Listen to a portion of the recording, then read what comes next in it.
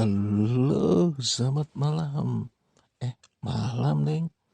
Nyamuk-nyamuk, banyak nyamuk kali ini.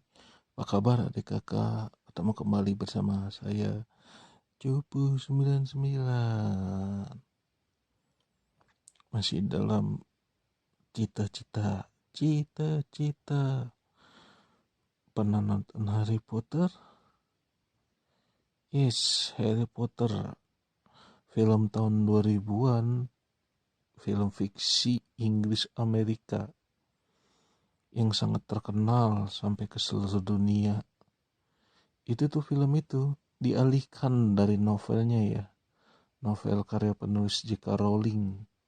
Seorang penulis J.K. Rowling yang ya nulis novel tuh banyak banget ditolak ya.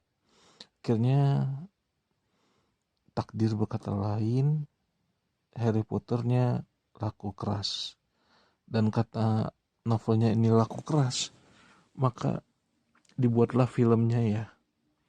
Yes, film ini berkisah seorang anak penyihir campuran ya, yang dalam melanjutkan kehidupannya melawan seorang penyihir yang sangat kuat yang bernama, penyihir itu tidak boleh disebutkan namanya, dan kedua orang tuanya tuh meninggal dibunuh oleh penyihir ini ya. Dan walaupun film ini dibuat pada era modern, ya pada era modern kan termasuk tahun 2000-an ya, tapi film ini bisa dijalankan secara baik menggunakan imajinasi liar masa lampau ya, karena imajinasinya itu bagus sehingga berhasil merebut puluhan bahkan ratusan juta penonton dari seluruh dunia. Bayangin itu, dari seluruh dunia, hampir seluruh dunia yang tahu Harry Potter ya. Ya, keunikan jalan cerita tersebut bisa tersalurkan dengan baik. Nah, salah satu peran yang paling penting itu dimainkan oleh seorang sutradaranya ya. Salah satu sutradaranya bernama David Hyman. Ya, David Hyman ini berhasil menghidupkan cerita ya. Cerita dari novel menjadi film. Ya, skeptis sih pertama-tama karena melihat novelnya yang begitu bagus, dan terkadang tuh kalau novelnya bagus filmnya jelek. Kenapa? Karena 2 dimensi masuk ke 3 dimensi, tidak dapat disalurkan dengan baik. Kadang-kadang tuh pemikiran tidak bisa menjadi perkataan, tidak bisa menjadi perbuatan, karena tidak ada istilahnya feedbacknya yang baik. Nah, tentunya sang sutradara ini juga harus bekerja sama dengan berbagai pihak ya. Karena sutradara ini pimpinan paling tinggi tuh. Dia pemegang keputusan untuk semuanya.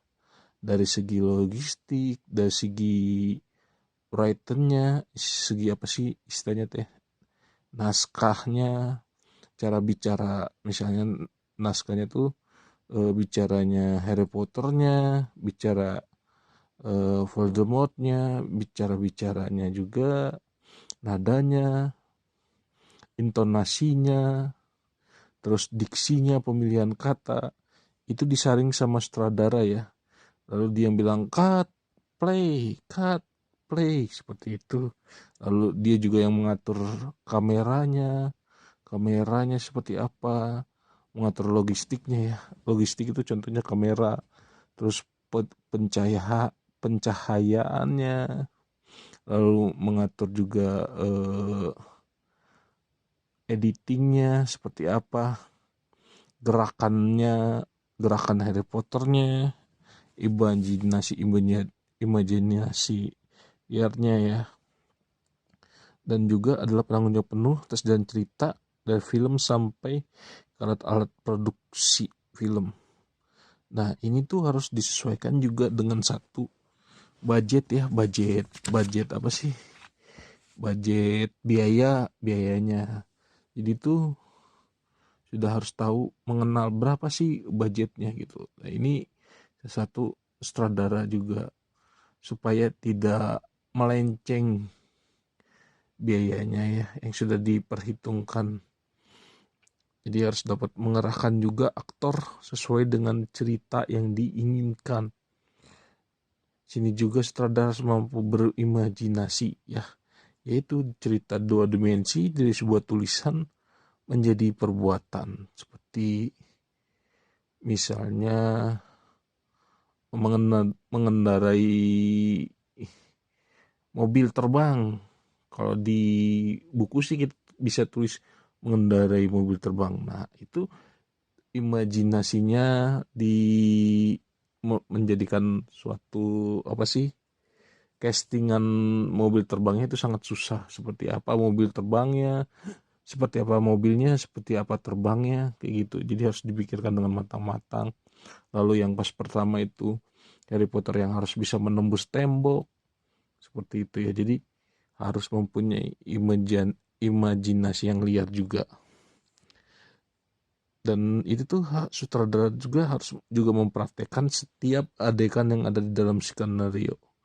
Jadi itu sutradara harus tahu kelemahan dan kelebihan adegan-adegan yang di dalam skenario, seperti misalnya eh, yang kebakaran di perpustakaan yang Harry Potter seperti itu tuh harus tahu kelemahannya gimana sih, apa aja sih penyebab kebakaran, apa aja sih yang akan ditimbulkan dari adegan kebakaran tersebut ya.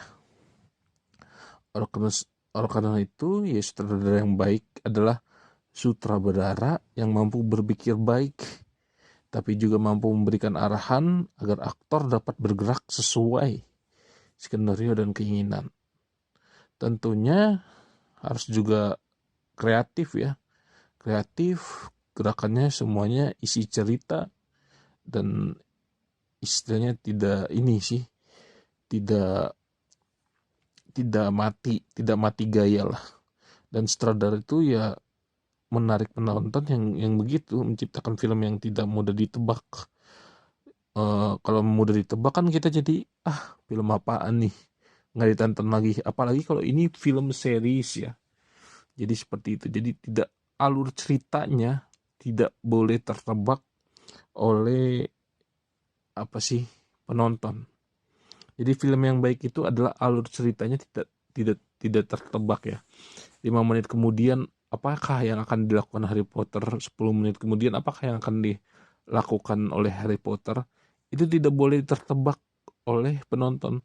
Kalau dia tertebak, maka ya penonton nggak bakalan nonton lagi. Yang lain nggak bakalan nonton lagi kalau misalnya ada keluar yang seperti itu, karena mereka udah jenuh. Oh ini begini, jadi sesuai dengan harapan mereka. Jadi film yang bagus itu adalah film yang tidak sesuai harapan penonton ya. Film yang tidak, ya walaupun kita tahu endingnya, kadang ya endingnya tuh harus menang kalau jagoan, biasanya sih seperti itu. Tapi alur filmnya kita tidak tahu. Dan film yang bagus adalah film yang tidak dapat ditebak jalan alurnya ya. Dia mau kemana dan mau kemana, seperti itu ya. Ya sehingga yang bentuk kreatifan di situ ya. Nah, beberapa universitas di luar negeri yang mempunyai jurusan perfilman adalah Columbia College Chicago. Itu di Chicago ya, Columbia College Chicago. Lalu La Femis Prancis Paris.